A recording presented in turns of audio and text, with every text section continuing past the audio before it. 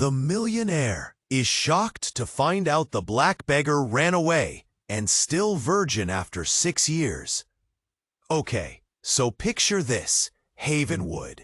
Small town, right? Think apple pie, friendly faces, and me, Izzy Sullivan, your local vet. Sounds peaceful, doesn't it? That was the plan anyway.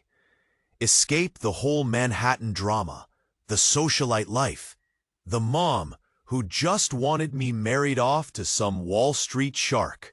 6 years, I'd built a life, rescuing stray kittens, delivering calves, the whole shebang. Then bam, flat tire, middle of nowhere. Cell service? Forget about it. Just me, the crickets, and the growing sense of, oh crap. And then, headlights. Not just any headlights, but the kind attached to a black SUV that screams expensive. And out steps Rick Matthews. Rick freaking Matthews. 6 years hadn't touched him.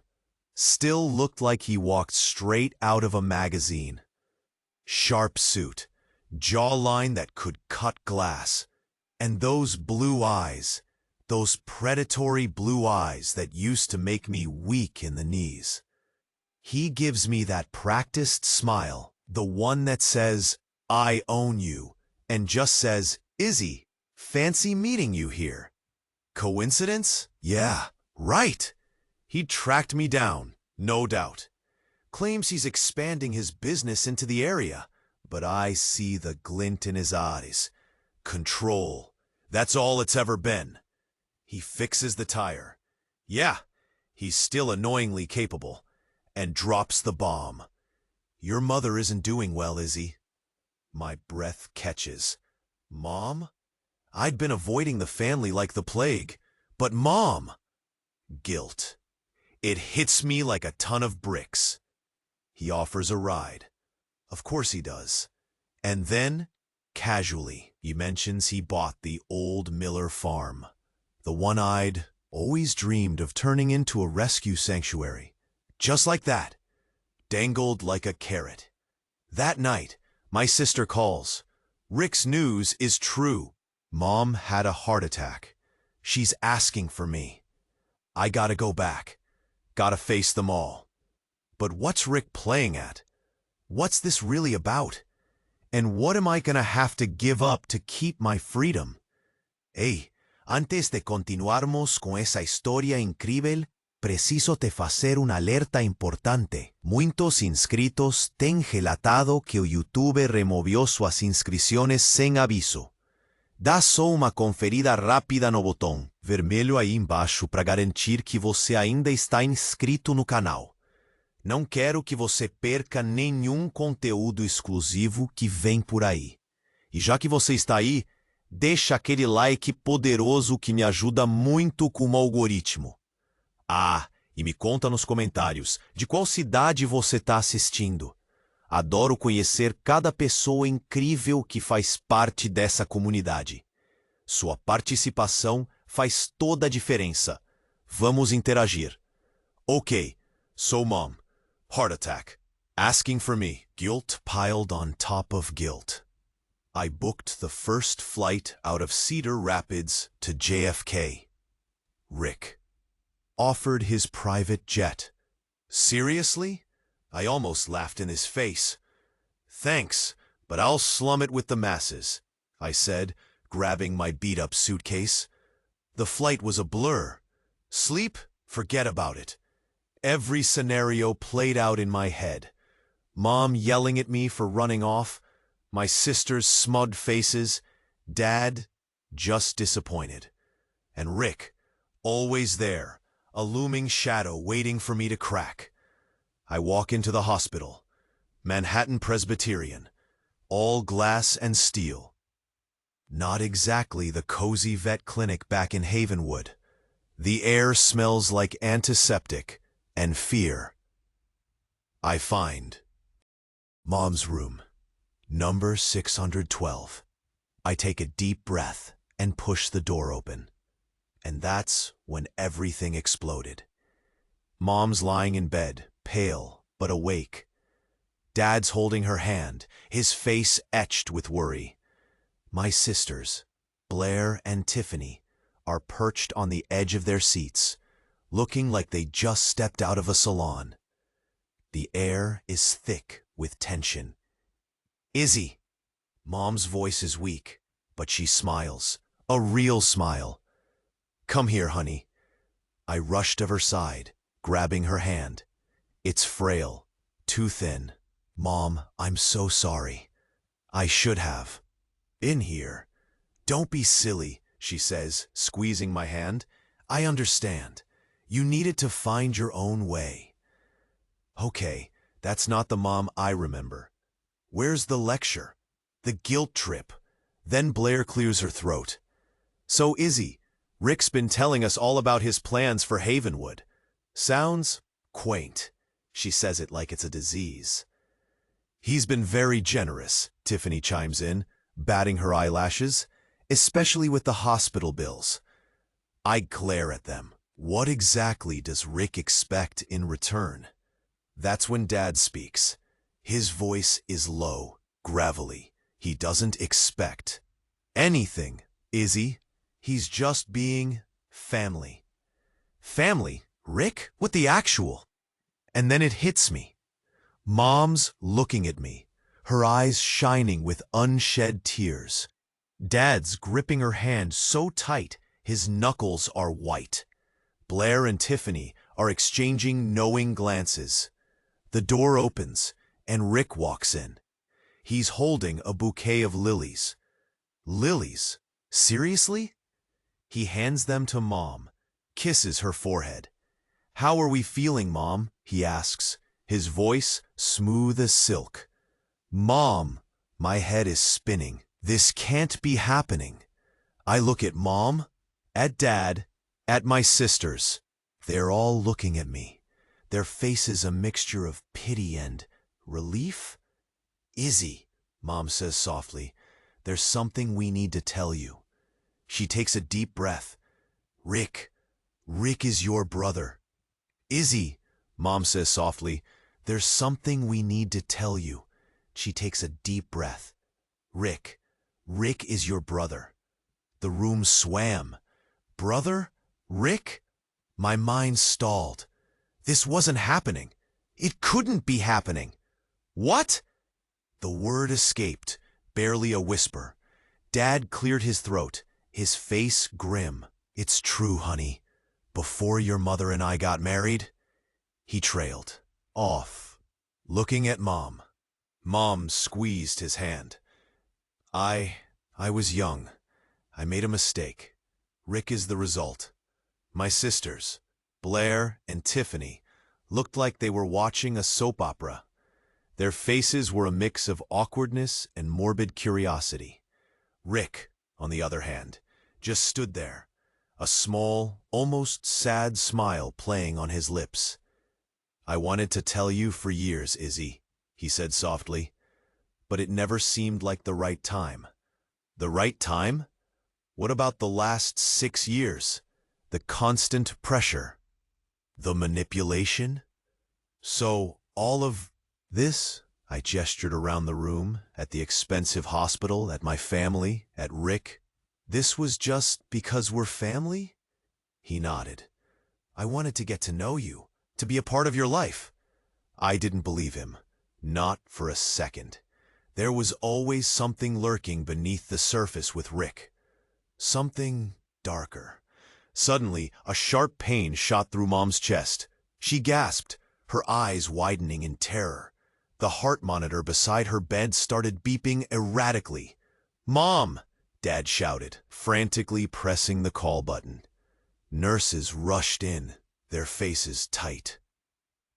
With concern, they pushed us back, barking orders, trying to stabilize her. Rick stood frozen, his face pale. He looked genuinely scared. Then, just as quickly as it started, it stopped.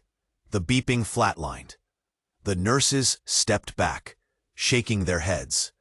Time of death, 3:17 p.m., one of them said, her voice devoid of emotion. The air rushed out of the room. Dad let out a guttural sob, collapsing into a chair. Blair and Tiffany started wailing, clutching each other. I just stood there, numb. Mom was gone. Just like that. And Rick was still standing there.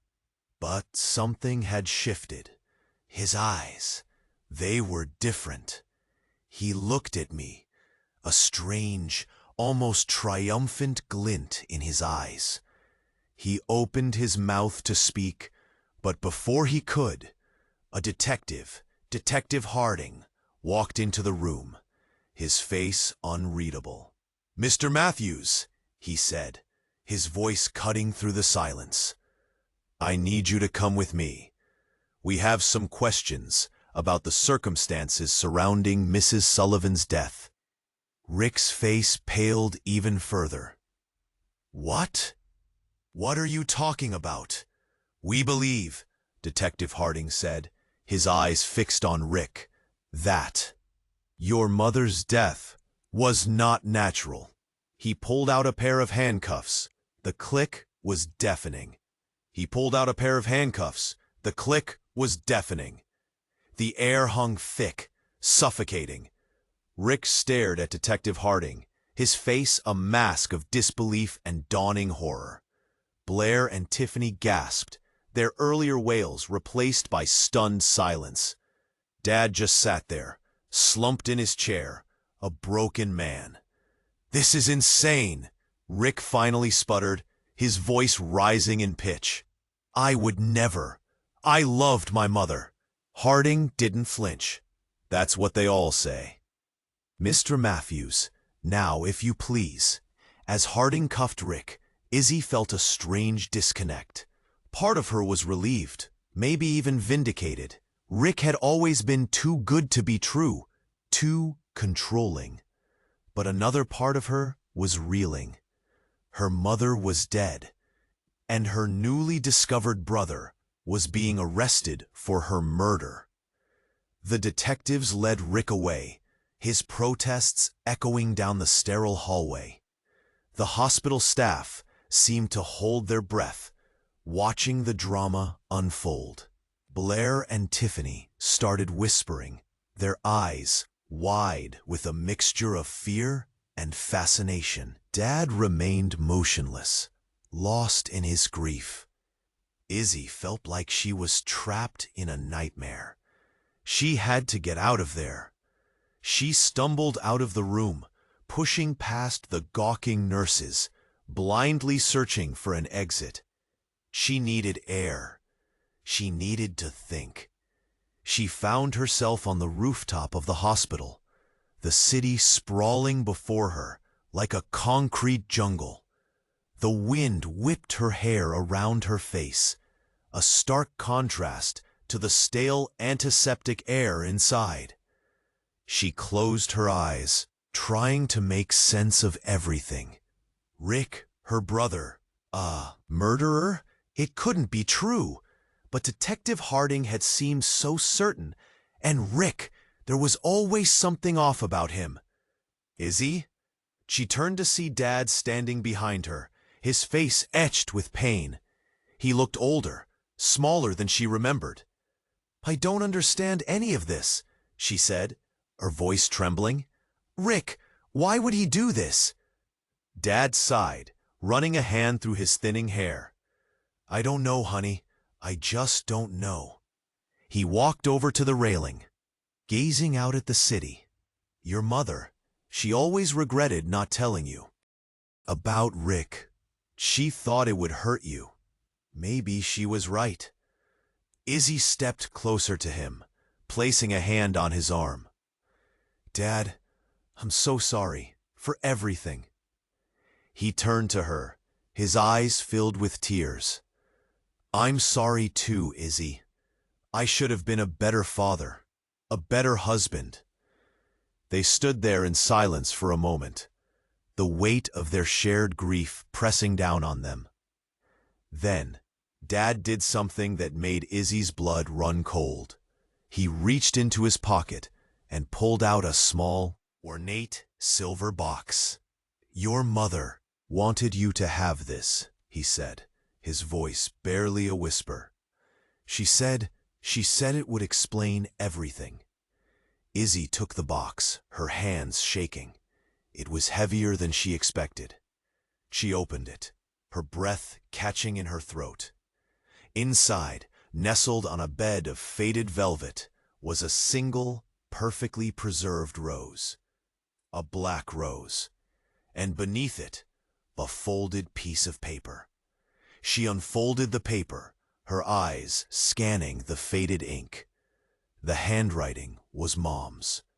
"To my dearest Izzy," she read aloud, her voice trembling.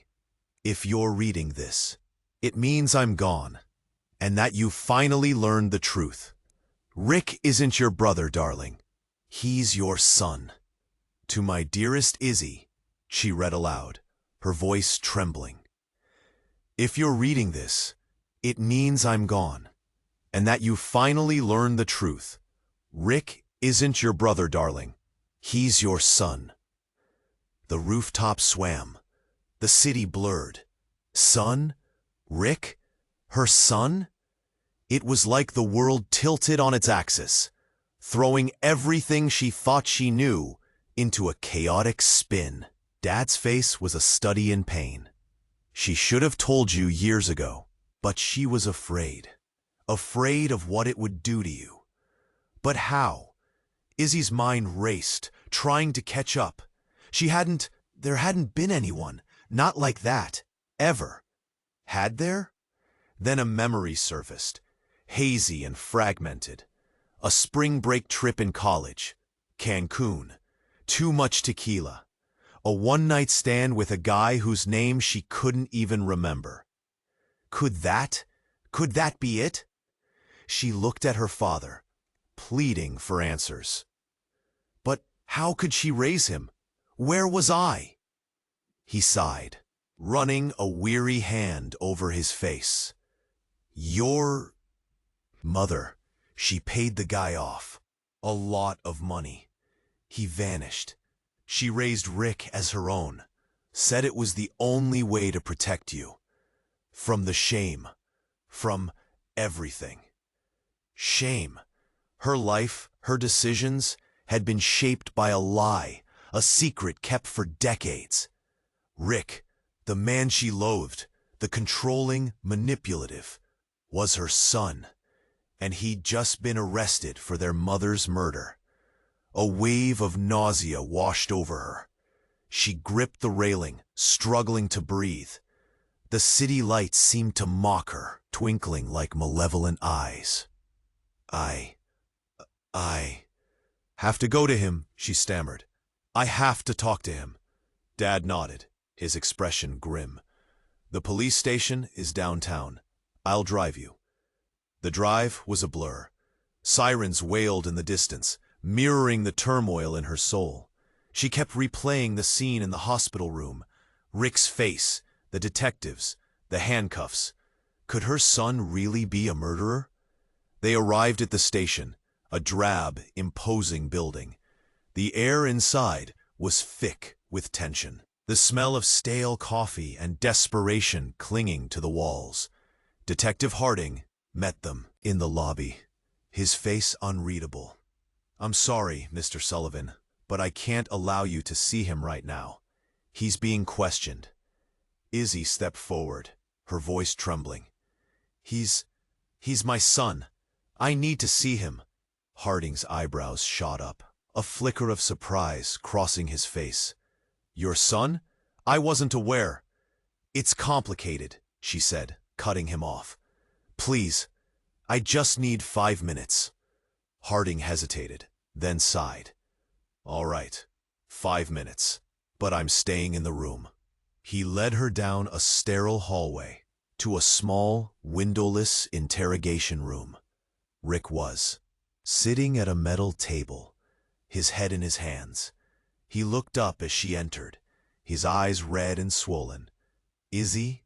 he whispered, his voice hoarse. "What are you doing here?" She walked over to him, her heart aching. "Rick, Mom told me everything." He stared at her, his face a mask of confusion. "Told you what? That you're my son." His eyes widened, disbelief warring with something else. A flicker of understanding? "What?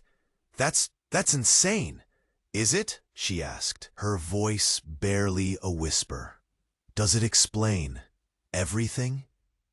He looked away, his jaw clenched. He didn't say anything for a long moment, the silence in the room thick and heavy. Then he looked back at her, his eyes filled with a desperate plea. "Izzy, I didn't kill her. I swear to God I didn't." She wanted to believe him. God, how she wanted to believe him. But there was a darkness in him, a darkness she couldn't ignore. Before she could say anything, the door to the interrogation room burst open. Another detective, a woman this time, strode in, her face grim. "Mr. Matthews," she said, her voice sharp, "we found something in your apartment, something we think you should see." She held out a clear plastic bag. Inside, nestled among some clothes, was a small, ornate silver box. Izzy recognized it instantly. It was the box Mom had given Dad to give to her, the box with the black rose. But there was something else in the bag, something that made Izzy's blood run cold. A small silver syringe, and a vial filled with a clear, colorless liquid. The detective looked at Izzy, her eyes filled with pity. "We believe this is what killed your mother, Miss Sullivan. A lethal dose of insulin. And your son's fingerprints are all over it." The detective looked at Izzy, her eyes filled with pity. "We believe this is what killed your mother, Miss Sullivan. A lethal dose of insulin. And your son's fingerprints are all over it." Rick went white, whiter than the sterile walls. "No, that's not mine. I've never seen that before." Izzy stared at the syringe. Insulin. Mom wasn't diabetic. This was deliberate. But Rick? Could he really do something like this? Then, she remembered the farm. The Miller farm. The one she'd always wanted. Rick had bought it, dangled it in front of her. Was this his endgame? To control her? "He's lying," the detective barked. "We have security footage of him buying the insulin at a pharmacy 2 days ago. Says he needed it for a sick relative." Rick shook his head wildly. "They're setting me up. Someone's trying to frame me." Harding stepped forward, his face grim. "We're done here, Mr. Matthews. You have the right to remain silent." As they led Rick away, screaming his innocence, Izzy felt a coldness spread through her. She was supposed to hate him, wasn't she? He was controlling, manipulative, maybe even a murderer. But he was also her son. And the thought of him spending his life in prison. "Wait!" Izzy shouted, her voice cracking. "Wait, please. I need to talk to him again." Harding sighed, but nodded to the other detective. They brought Rick back, his face streaked with tears. "Rick," Izzy said, her voice trembling, "please, tell me the truth. Did you do this?" He looked at her, his eyes pleading. "Izzy, I swear to God, I didn't. I loved Mom. I wouldn't hurt her." She wanted to believe him. She really did. But the evidence, it was overwhelming. "Then who did?" she asked, her voice barely a whisper. Rick hesitated, his eyes darting around the room. Then he took a deep breath. "It was Dad," he said, his voice low and urgent. "I saw him the night before. He was arguing with Mom. He was angry. He said she was ruining everything. Izzy's head spun. Dad? Her sweet, gentle dad? No, it couldn't. He's lying, Harding shouted. This is just a desperate attempt to deflect blame. No, he's not, Izzy cried, her voice rising. He's telling the truth. I know it. She remembered the silver box, the black rose. Mom had wanted her to have it, to explain everything. The box, Izzy shouted. The box Mom gave me. There was a note in it. Harding looked confused. What note? It said Dad was having an affair with Blair for years. The room went silent. Rick stared at her, his mouth agape. Harding and the other detective exchanged stunned glances. Then the door to the interrogation room slammed open. Blair stood there, her face pale and drawn. Tiffany was right behind her, her eyes wide with fear. "What's going on?" Blair demanded, her voice trembling. "Why are you saying these things?" Izzy glared at her. "Because it's the truth, Blair, isn't it? You and Dad. That's why Mom was so unhappy. That's why he killed her." Blair's face crumbled. She started to cry, shaking her head violently. "It's not true," she sobbed. "It's not true. It was an accident. I swear." "An accident?" Tiffany gasped, her hand flying to her mouth. "What are you saying, Blair?" Blair looked at Tiffany, her eyes filled with terror. "He didn't mean to do it. He just wanted her to sign the divorce papers. But she wouldn't. She said she'd tell everyone about us. He just pushed her, and she hit her head. It was an accident." The room spun. Dad, Blair, an affair, murder. It was all too much. Izzy looked at Rick, his face a mask of shock and horror. He hadn't killed Mom. He was innocent. But Dad. "Dad!" Izzy screamed, pushing past Blair and Tiffany, running out of the interrogation room. "Where's Dad?" Harding grabbed her arm, trying to stop her. "Miss Sullivan, you need to calm down." But Izzy wouldn't be stopped. She had to find Dad. She had to know the truth. She burst into the lobby, her eyes scanning the room. And then she saw him. Dad was standing by the front door, talking to a police officer. He looked calm, almost relieved. Izzy ran towards him, her heart pounding in her chest. "Dad!" she screamed. "Did you kill Mom?" He turned to face her, his eyes cold and empty. He didn't say a word. He just smiled. A slow, chilling smile that sent a shiver down her spine. And then he pulled out a gun. The world tilted. Everything went silent. Not a pin drop silent, but that awful ringing in your ears silent, like after a bomb goes off. Dad, with a gun, pointed at who? His eyes weren't on me. They were locked on Rick, a look of pure, unadulterated hatred twisting his face. "You ruined everything," Dad screamed, his voice cracking. "Everything I built." He raised the gun. I didn't think. I just moved. A primal scream tore from my throat as I hurled myself in front of Rick. The shot rang out, deafer than anything I'd ever heard. Pain, burning, searing, white-hot pain ripped through my chest. I stumbled back, gasping for air that wouldn't come. Dad stood there, frozen, the gun still smoking in his hand. Blair and Tiffany screamed, a high-pitched, hysterical wail. Rick caught me as I fell. Izzy, no!" His voice was raw, desperate. I looked up at him, his face a blurry mess of tears and terror. "Rick!" I choked out. I'm sorry." Sorry for everything. For not being there. For judging him. For everything. My vision started to fade. Black spots danced in front of my eyes. I could feel the warmth spreading across my chest, soaking into my clothes. Someone call an ambulance, now! Rick's voice was frantic, but it was too late. I knew it.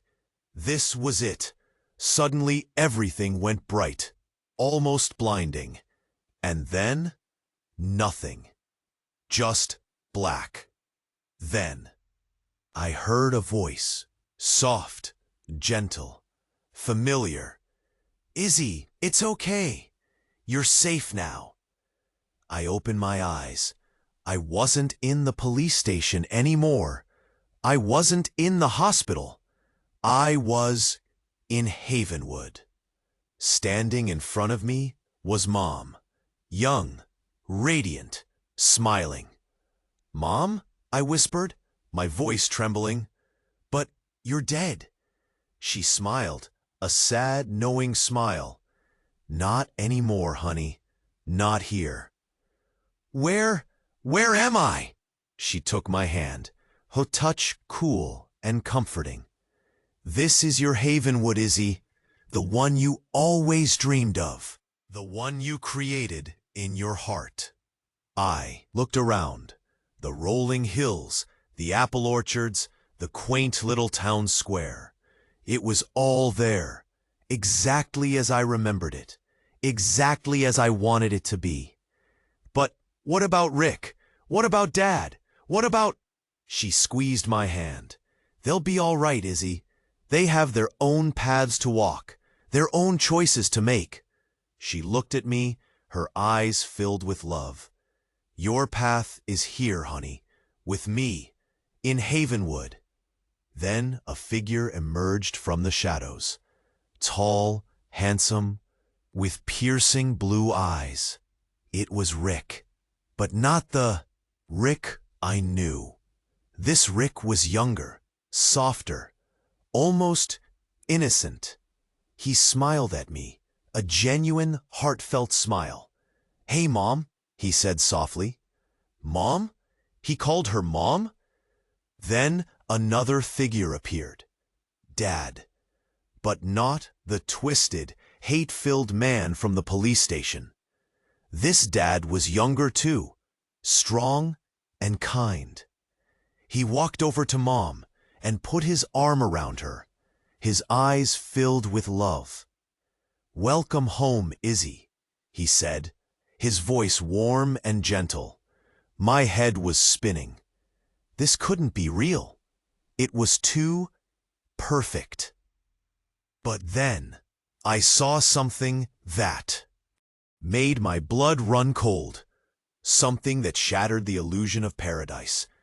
Standing behind Rick, lurking in the shadows, was a figure I didn't recognize. Tall, gaunt, with eyes that burned with an unholy light. He smiled at me, a slow, predatory smile. And then he spoke. Don't you get it, Izzy? He said, his voice a low, menacing whisper. This isn't heaven. It's hell. And you're trapped here, forever. Don't you get it, Izzy? He said, his voice a low, menacing whisper. This isn't heaven. It's hell, and you're trapped here, forever. My breath hitched. Hell? This perfect place? Impossible. I looked at Mom, at Dad, at Rick. Their smiles seemed strained, forced. What does he mean? I asked, my voice barely a whisper. Mom's smile faltered. Don't listen to him, honey. He's just trying to scare you. But the look in her eyes, there was something there. Fear, guilt. The gaunt figure stepped closer, emerging from the shadows. I could see him clearly now. His face was sharp, angular, almost demonic.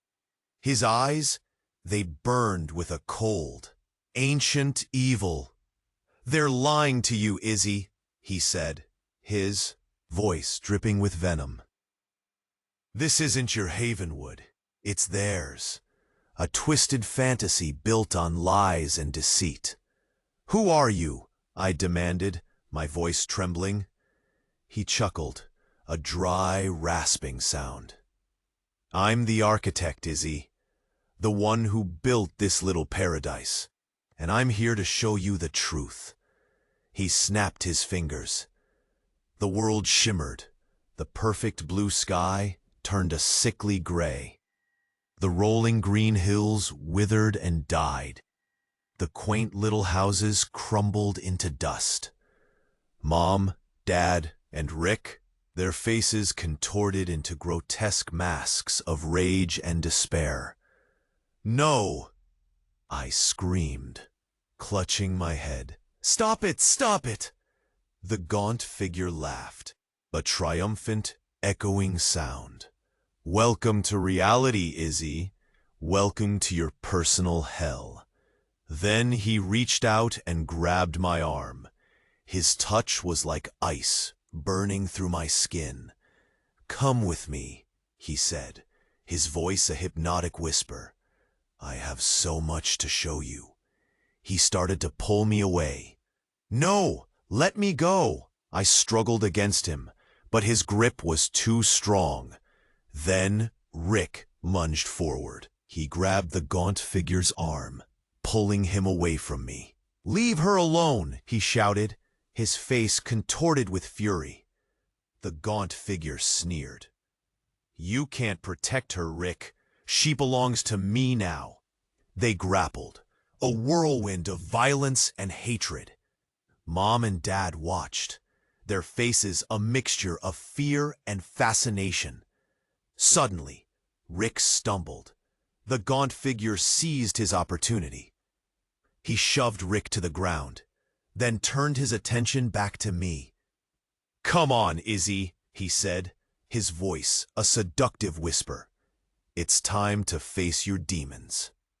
He reached for me again, but this time I didn't hesitate. I grabbed the nearest object, a rusty old garden trowel, and swung it with all my might. The trowel connected with his head. He staggered back, clutching his skull. His eyes widened in surprise, then narrowed with rage. "You bitch!" he snarled. "You'll pay for that." He lunged at me, his eyes blazing with fury. But before he could reach me, something extraordinary happened. A figure materialized out of thin air.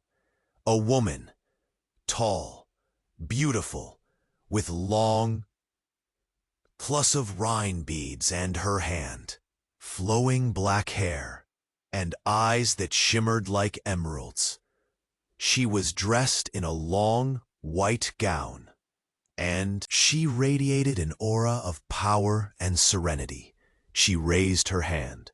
A bolt of pure energy shot from her fingertips, striking the gaunt figure full in the chest. He screamed, a high-pitched, agonizing shriek. His body convulsed, then dissolved into a cloud of black smoke. The woman turned to me. Her eyes were filled with compassion. "It's over, Izzy," she said, her voice soft and gentle. "He can't hurt you anymore." I stared at her, speechless. Who are you?" I finally managed to stammer. She smiled, a knowing, enigmatic smile. "I am the Weaver of Fates, Izzy," she said, "and your story is far from over." Then she pointed towards Rick. "He needs you, Izzy," she said, "more than you know." I looked at Rick. He was lying on the ground, unconscious. His face was pale, his body trembling. I rushed to his side, kneeling beside him. "Rick!" I cried, shaking him gently. "Rick, wake up!" His eyes fluttered open. He looked at me, his eyes filled with confusion. "Izzy?" he whispered. "What happened?" I took his hand, squeezing it tightly. "It's okay," I said, my voice trembling. "It's over. You're safe now." But as I looked into his eyes, I saw something that made my blood run cold. A flicker of recognition, a hint of something else, something dark, something familiar. He smiled, a slow, chilling smile that sent a shiver down my spine. "Safe?" he whispered. "Oh, Izzy, our game has only just begun." "Safe?" he whispered. "Oh, Izzy, our game has only just begun." My blood ran cold. What was that supposed to mean? I looked at Rick, really looked at him. His eyes weren't the desperate, pleading eyes of an innocent man. They were calculating, cold, like the eyes of a predator. He slowly sat up, a strange smile playing on his lips. A smile that didn't reach his eyes. The ambulance sirens wailed in the distance, growing louder. Too late for me, maybe. But what about Rick? "What game, Rick?" I managed to ask, my voice barely a whisper. He chuckled, a low, unsettling sound. "You really don't know, do you?" Then he reached into his pocket, not for a phone, not for a weapon, but for something much smaller, something much more insidious. A memory flashed through my mind. The Black Rose, the weaver of fates, her words. "He needs you, Izzy, more than you know." But what if need wasn't what I thought it was? What if it was something darker? He held out his hand. In his palm lay a single, perfectly formed seed. It was black, glossy, ominous. "This," he said, his voice a low, hypnotic whisper, "is the key." He closed his fingers around the seed. Then he looked me straight in the eye and swallowed it. I gasped, "Rick, what did you do?" He didn't answer. His body started to convulse. His eyes rolled back in his head. He let out a guttural scream that echoed through the police station. Then, just as suddenly as it began, it stopped. Rick lay still, his body limp, lifeless. I screamed, a primal sound of grief and terror. "Rick, no!" But it was no use. He was gone. Again. Suddenly the ground started to shake. The lights flickered. Cracks appeared in the walls. The police officers screamed and ran for cover. Blair and Tiffany fainted. Dad was nowhere to be seen. He'd vanished. Then it happened. Rick's body began to change. His skin turned a sickly green. Vines sprouted from his pores, wrapping around his limbs. His fingers elongated, transforming into sharp, thorny claws. His mouth opened in a silent scream, revealing rows of jagged, razor-sharp teeth. He was no longer Rick. He was something else. Something monstrous. The seed. It had transformed him. But into what? The room filled with the scent of decaying leaves and rotting flesh. The air crackled with an unnatural energy.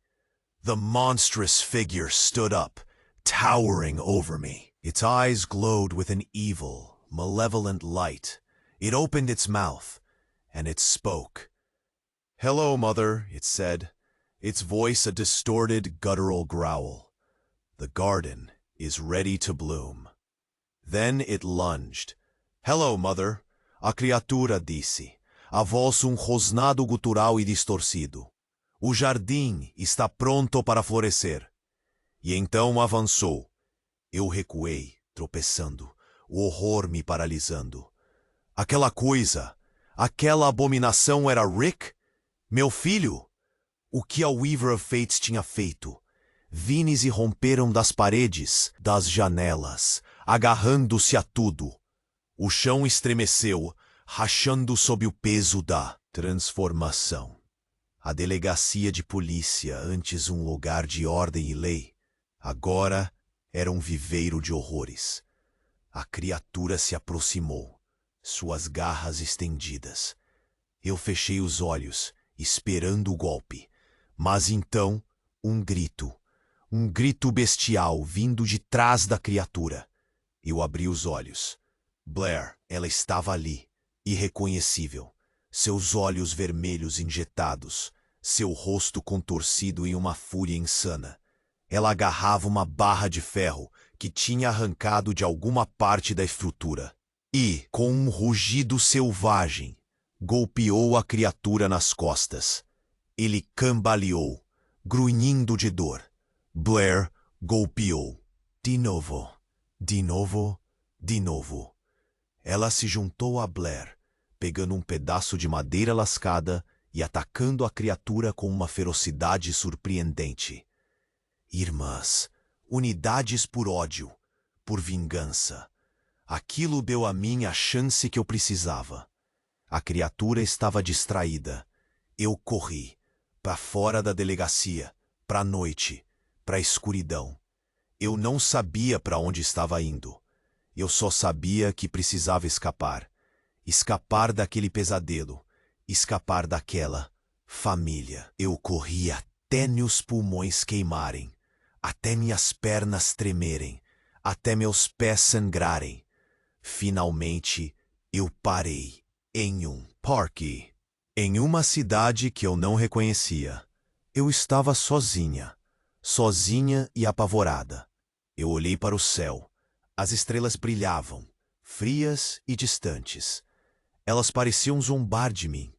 Eu estava livre ou apenas em outro círculo daquele inferno pessoal? Eu não sabia, e talvez eu nunca soubesse. Alguém se aproximou. Uma sombra. Izzy. A voz. Familiar. Será que o jogo tinha acabado? Ou estava apenas começando? A resposta? A resposta mais perto do que você imagina. E agora, escute atentamente. Você precisa fazer isso agora. Se inscreva imediatamente no canal. A próxima história pode ser a sua. Não arrisque perder essa chance. Esmague o botão de like agora. É a sua forma de dizer que quer mais. Alimente o algoritmo com seu apoio incondicional. Inunde a seção de comentários. Suas teorias, suas reações, tudo importa. Queremos saber o que você achou. Compartilhe instantaneamente este vídeo com 5 amigos. Eles precisam conhecer esse final agora. Apenas os verdadeiros fãs compreendem a importância dessas ações. Não espere nem mais um segundo. Demonstre seu apoio. Mostre que você faz parte da família. Faça isso agora.